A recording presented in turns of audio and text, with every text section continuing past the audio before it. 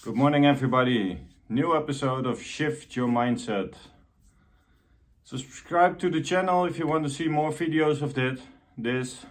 And today's topic will be Jehovah Witnesses, a narcissistic organization. When you're a narcissist, it's all about you. And you feeling special. Does it ring a bell already? Where we're going? I've written down some patterns we have to watch out for. So I want to share that with you guys. And the first one is love bombing. I get an immediate smile on my face when I hear this one. It started with love bombing. In the initial phase, they're showering you with affection and love.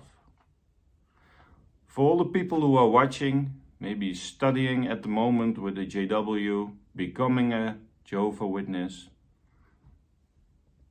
listen carefully. They show you so much affection and love.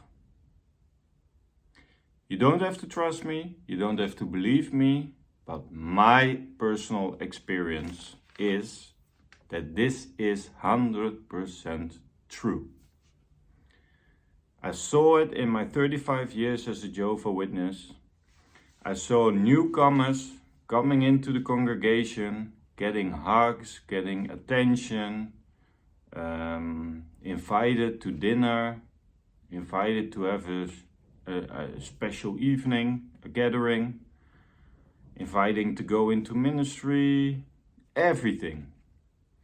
I even saw someone who was interested in becoming a JW that they helped him with moving into a new place, bought curtains, a bed, stuff like that. We had a lot of rich people in the congregation, but they decorated the whole house almost because he was becoming a Jehovah Witness. And it's not a common thing because worldly people coming into the congregation and become a Jehovah Witness is not that usual as growing up as a kid in the Jehovah Witnesses. Mostly become from their own families becoming Jehovah Witnesses. So I saw it with my own eyes. That man was love bombed. And when he was baptized, it was gone. It was over. Only a few people said hello and how you going, how you doing. And in a few months after he was baptized, he also disappeared. Because he was already struggling with his mental health.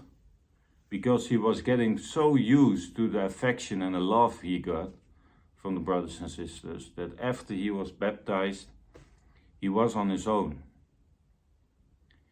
And that hurt him, and then he didn't go to the meetings anymore, and then it goes downhill from then. And after a few months, we never saw him again. So, number one, love bombing. Be careful when you get love bombed, people. Second one is extremely manipulative or gaslighting. Manipulative in a way, it creates jealousy, it creates guilt or threat. Jealousy. I often saw it when you become friends with a certain family or you become friends with another brother or whatever. Other people in the congregation are jealous. Jealous of your connection or relationship, or that you know each other, that you hang out with each other, that you eat with each other, that you go into ministry with each other. And there's a lot of jealousy among brothers and sisters. We all have to be honest about that. I also saw it with my own eyes.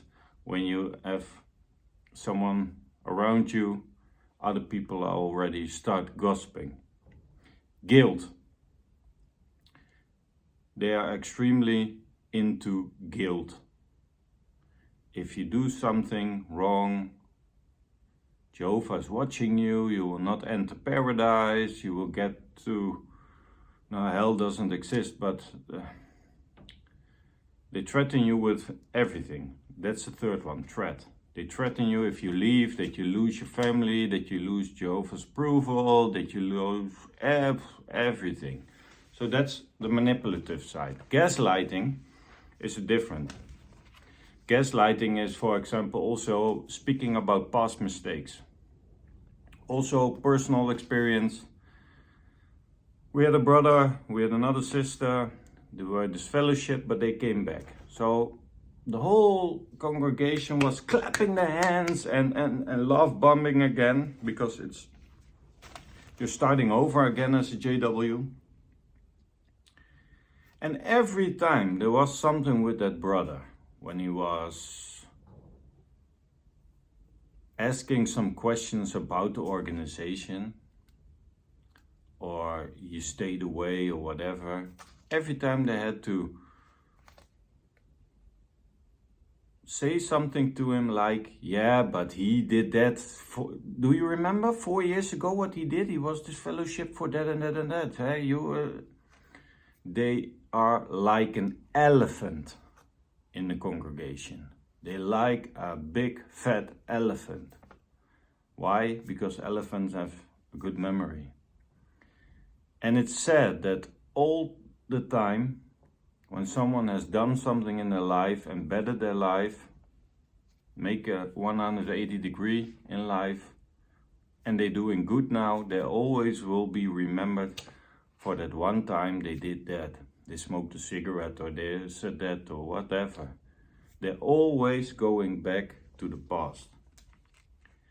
They also say this never happened, or putting you down to feel themselves better.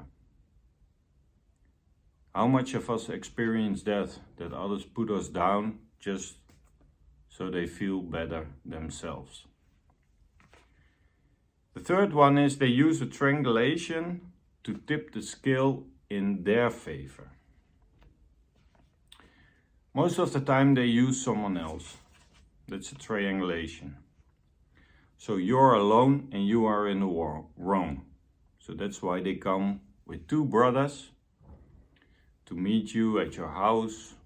So they have their scale tipped in their favor. You're alone. Two brothers say to you, yeah, but you have to think like this, and you have to do that, and you have to do that, and you're sitting there all alone in your living room in your own house. And that's also how they manipulate you, because you think, oh, okay, if two brothers are saying this, then it has to be true. No, just stick with your own story. The fourth one, always talking about themselves and bragging.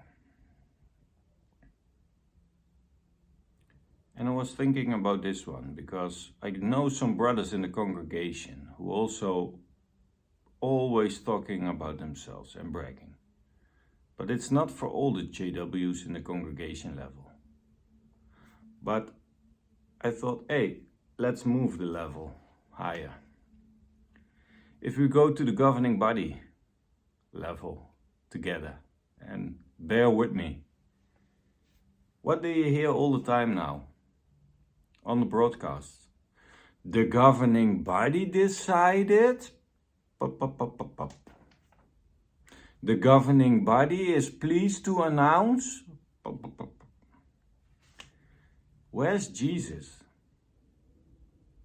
Jesus is the leader of the congregations. Where's Jehovah in the story?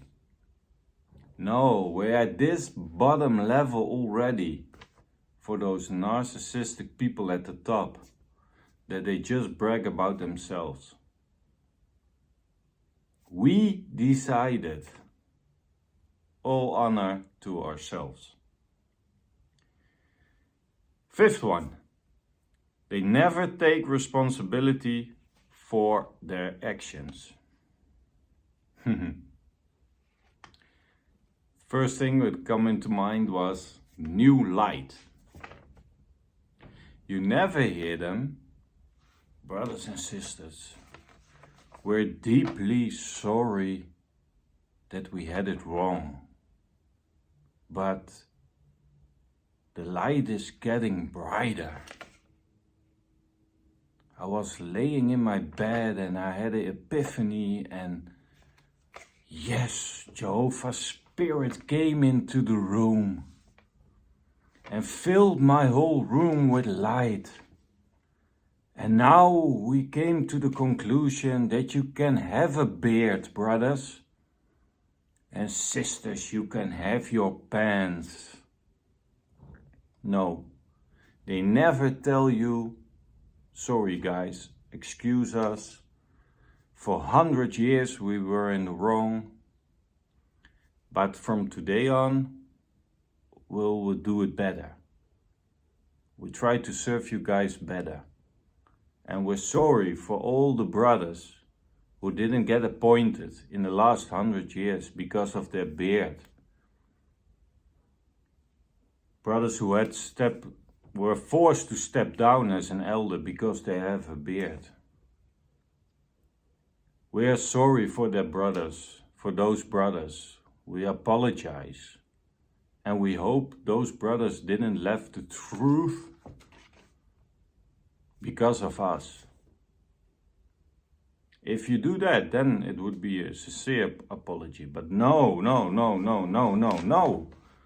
It's all about me. I'm not gonna apologize to the rank and file people.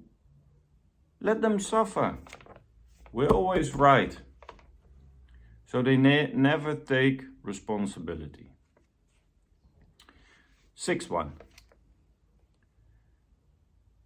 Lack of emotions and empathy. How many times you're feeling miserable, you're feeling sad, maybe depressed, maybe you have suicidal thoughts, I don't know, everything can happen. And someone comes to you for an encouraging talk, 2 brothers, and they're just pushing their agenda. They're just pushing their notes. They've prepared something. They don't adjust to the situation.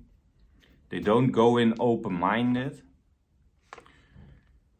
No, they just want to check the box that you are visited, that their, how do you call it? Their job as an elder, because they see it as a job, that their job as an elder is not in danger, that the circuit overseer can blame them because they checked all the boxes. Hours, check. Visited people in my group, check. But they don't care about you. They don't care about how you feel, what you're going through, what your experience is. Even with a judicial meeting, I know one elder who stepped to the car and he said, he's going down tonight. Before the judicial meeting started, that elder had already made up his mind that that boy was gonna be disfellowshipped. Before even the hearing, before the brother can explain why he committed a sin, what was going on in his head, what the circumstances were. Luckily, one of the elders kicked him out of the car and said, we're gonna find a replacement for you. But in how many cases that didn't happen? And people were judged before the hearing. So, lack of emotions, be aware of that. 7th one is feel the need to avoid conversations. In their presence, you're always walking on eggshells. And maybe you remember a name now. From a brother or a sister, in their presence you always had to walk on eggshells.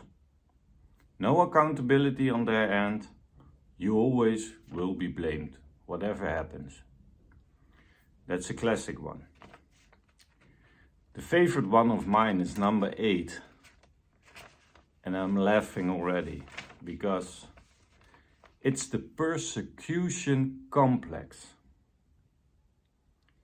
And I'm laughing at it now because Jehovah Witnesses, we are the only people who get persecuted. Look at the news. Oh, they're gonna persecute Jehovah's people. Let's make a video for sheltering in a bunker together with our Jehovah Witness people. Let's create a secret knocking on the door so that we know that it's a Jehovah Witness and we can let you in our secret bunker.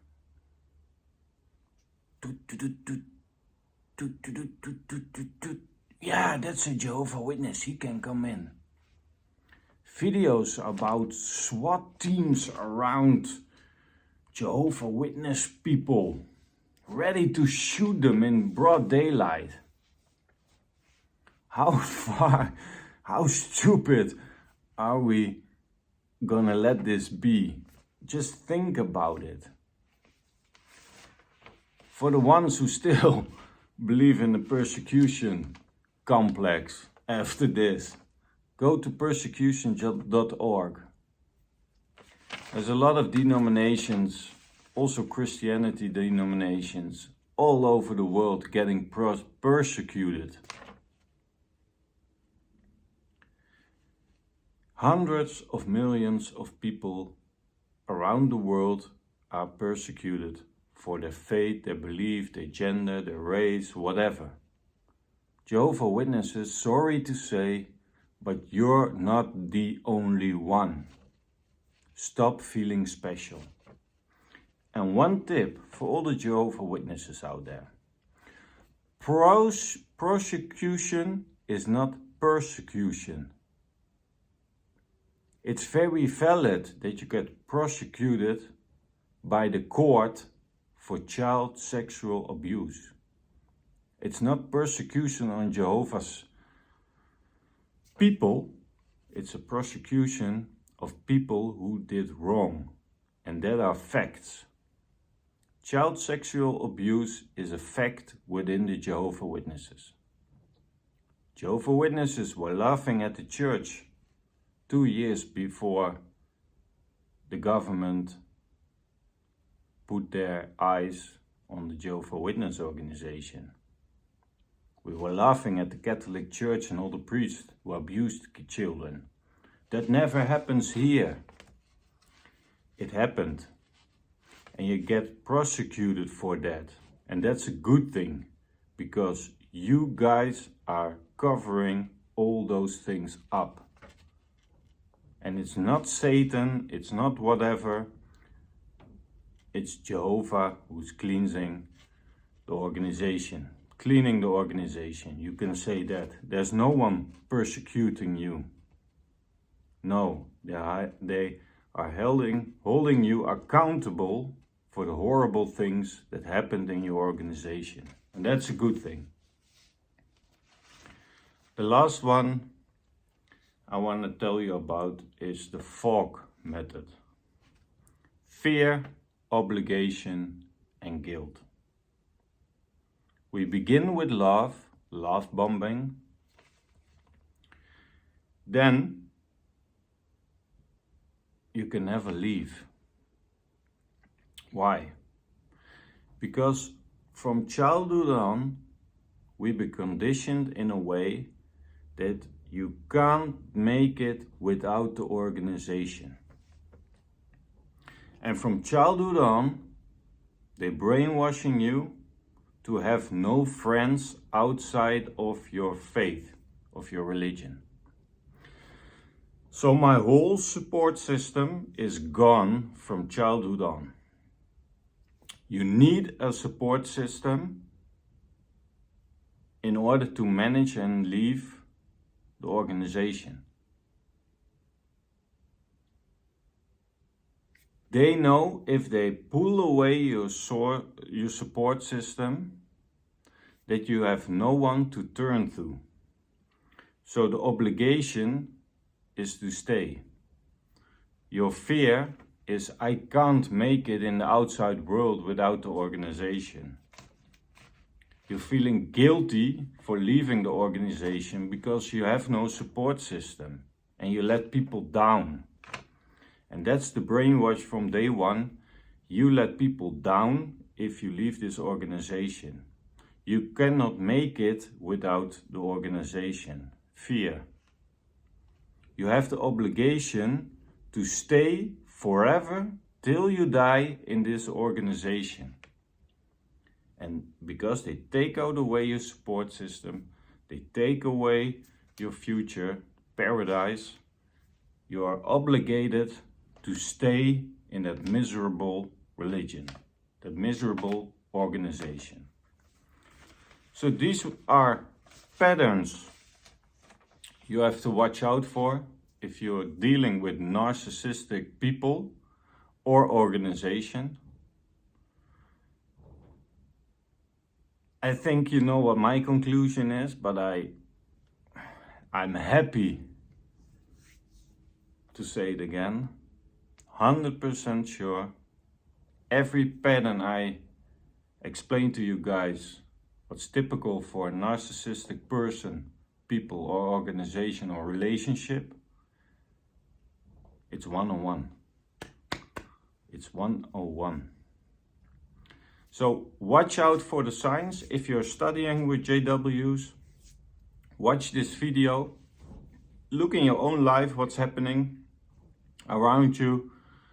Learn from it. And people, stop listening, stop dealing with narcissistic people. And one thing you can do is set boundaries. Boundaries for yourself, boundaries for the other person, not to cross those boundaries, but also the boundaries help you to fill your own cup with self-love and self-reliance. And that's key for escaping the JW cult, but also building up a new life after you left. If you set boundaries, people can't cross that boundary without your permission. So you learn more about yourself, you're gonna love yourself more, and if you love yourself more, you can also give more to people around you in the world. Thank you for watching. See you guys with the new episode.